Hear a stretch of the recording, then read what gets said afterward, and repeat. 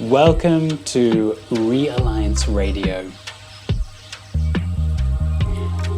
This is a podcast series where we'll be exploring regeneration applied to the humanitarian and development sectors. In today's episode, we'll be hearing a little bit about what Realliance is, and we'll be hearing from the voices of some of our fantastic members. Thanks for joining. So, what is Realliance? Well, we're a networking organization, a membership of many regenerative practitioners who work in or are connected to the humanitarian and development sectors. And you might have heard of this word regeneration before. It's been thrown around quite a lot lately.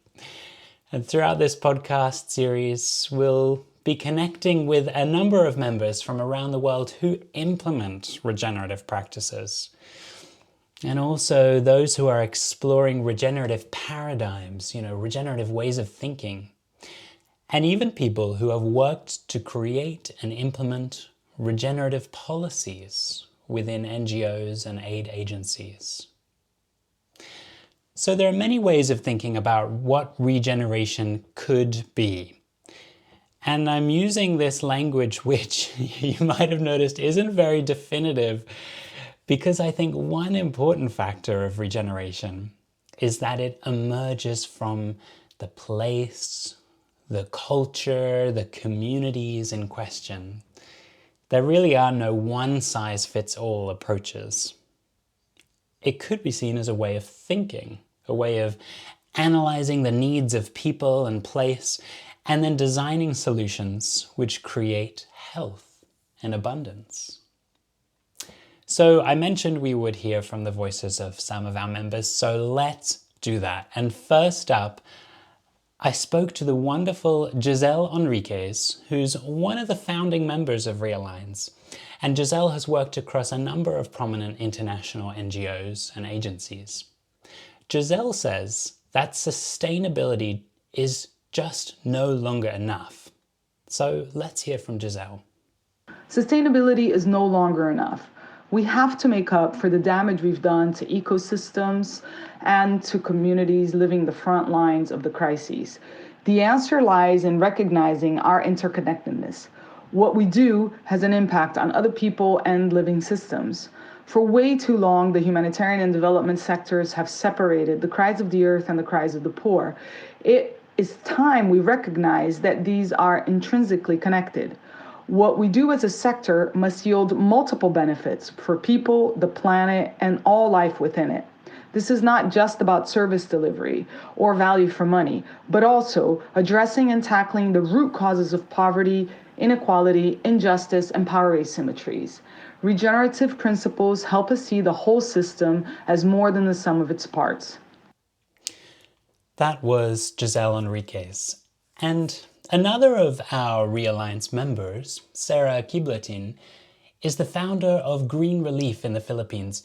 And Sarah talks about the need to innovate and shift our ways of working, and also the ways of framing our work. Sarah talks about the need to move away from narratives of disaster risk reduction, this term DRR that's used quite a lot in humanitarian work, emergencies, and even the development sector. So away from this traditional framing of DRR and towards designing for resilience and regeneration.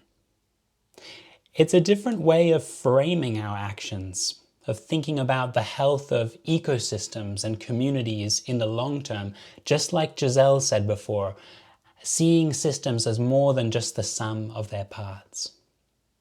Sarah also speaks to the fact that there are so many attitudes of colonialism tied up in the aid industry.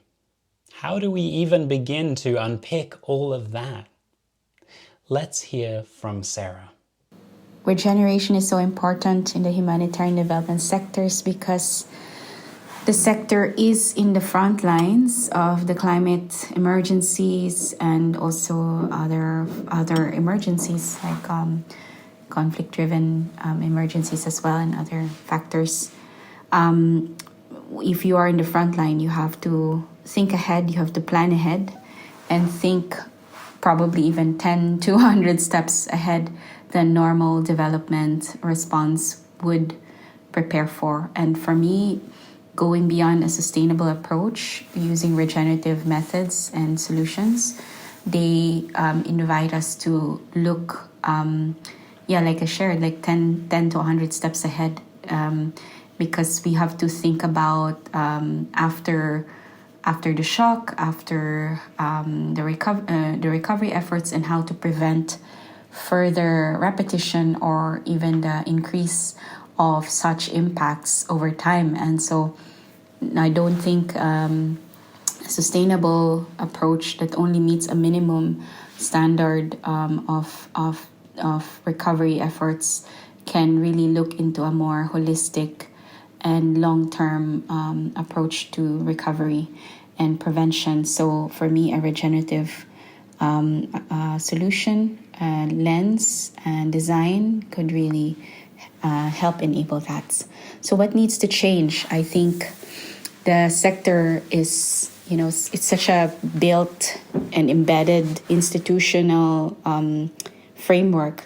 So it's very hard to change that from within. But if we can gather people who are interested in inquiring deeper, coming from their leadership and capacity and how to reframe their thinking about, from a fragmented understanding of aid into more, a more holistic approach, not even from the sense of development, but from a sense of regeneration. So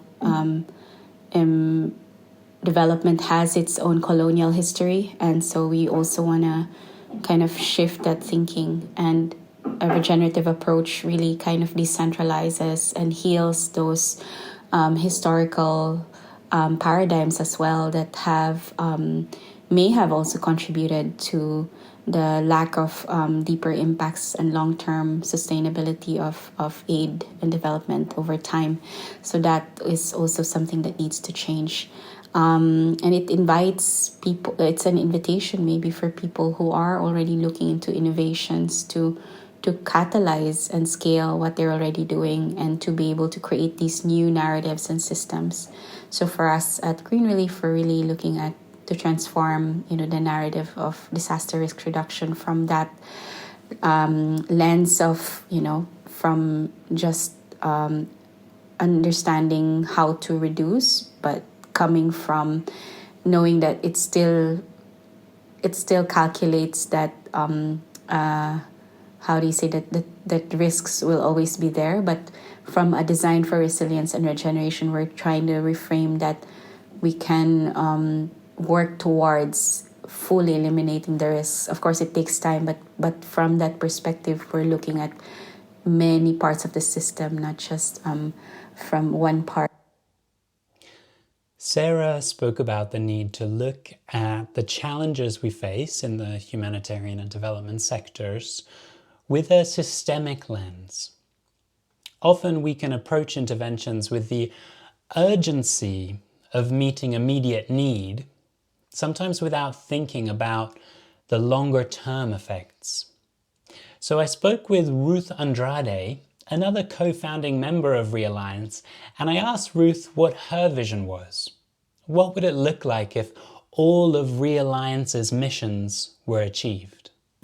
Like the future perfect would be for those organizations to not even have to exist, because we have, built so much capacity in communities, and there's so much resilience in communities, and there is a lot of,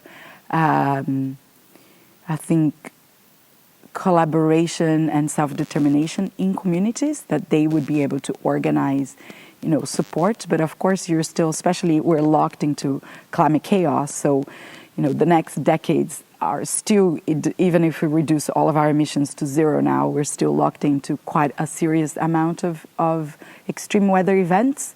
So, of course, there'll be this big movements of people and these big disasters, and also just risk. So how, and at the same time, billions and billions and billions of dollars being put into this. So I think for me, the number one thing we should aim for is that the response doesn't further the crisis. So the response, the way we respond to those crises actually already has a regenerative mindset behind it, where, you know, refugee camps are actually supporting the restoration of that ecosystem, where, you know, working on development and community resilience also looks into how do we use the landscape to reduce or mitigate future disasters. So we're constantly having that systemic look that the response stops future crises from getting worse or from happening, while I think still focusing on self-determination and participation and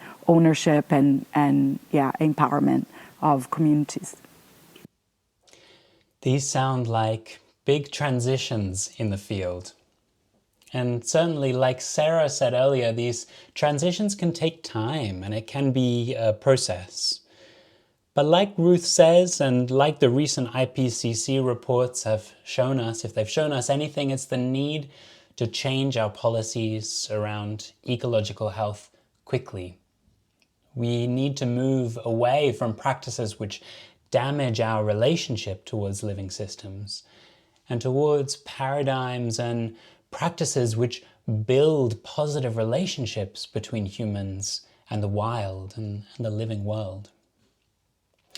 Pru Waldorf from the We Are One collective, the co-creators of the Refugee Solidarity Summit, Pru spoke about this need to grow back our relationship with living systems.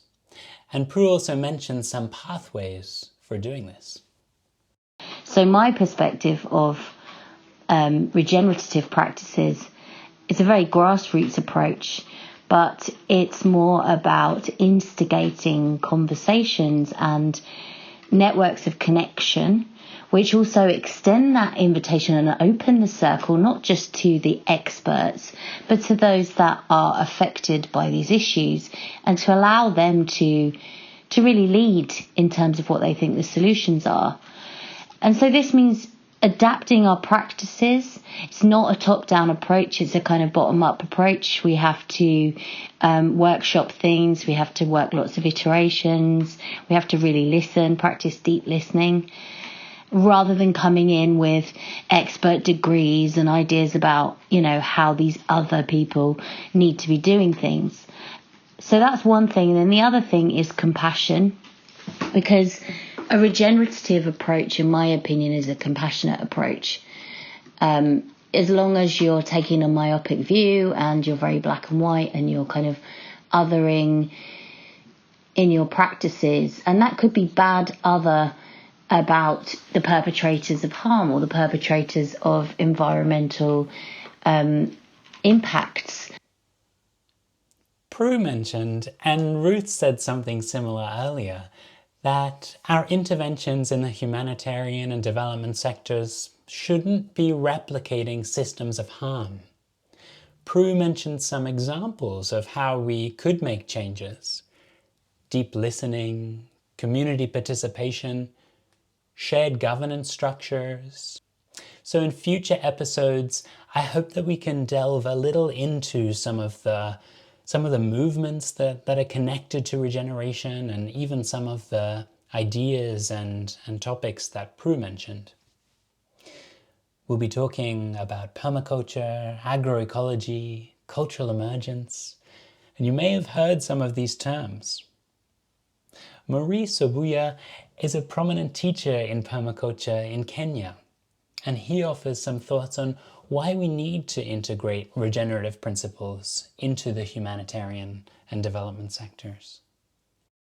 It is important for humanitarian and development sectors to promote regenerative agriculture and agroecology, because it helps in restoration of the earth, fertility, naturally, It also helps in conservation of the life in terms of flora and fauna, that exists on the earth, and also helps in conservation of water and air purity. And most importantly, it helps in production of human food without using chemicals, pesticides, pollutants like also fungicides, molluscides, and all those things that are detrimental to human health. The final result is that, and most importantly, is that it helps us to produce pure and attenuated organic food, and this leads to improvement in human health and also environmental health and well-being. I think what needs to change most is that we must move from activism, that is talking and talking, and then we can move to practivism, that is being practical with the environment, interacting with the environment, planting, making an action every day that can make an impact. And I also have a clarion call which is called small actions to save the planet. So each and everybody, wherever he is, can take a very small action which can add value to the environment, at all levels on daily basis. Networks and communities of practice are required because they help us in nurturing peer-to-peer support, and they also help us in promoting indigenous seeds exchange programs between different practitioners and groups. And they also help in professional development because different people have different capacities. So a huge thank you to Gisele, Sarah, Ruth, Pru, and Maurice for your thoughts today. You've helped us see the need for integrating practices into humanitarian and development work that build health, that build connection to our living planet. In future episodes, with the help of Realliance's members, we'll continue these explorations into how we might do this and what that looks like in different contexts. Thanks so much for joining us for this first ever Realliance radio program. I hope you can join us next time, and until then, if you want to find out more about Realliance's work, head over to re-alliance.org.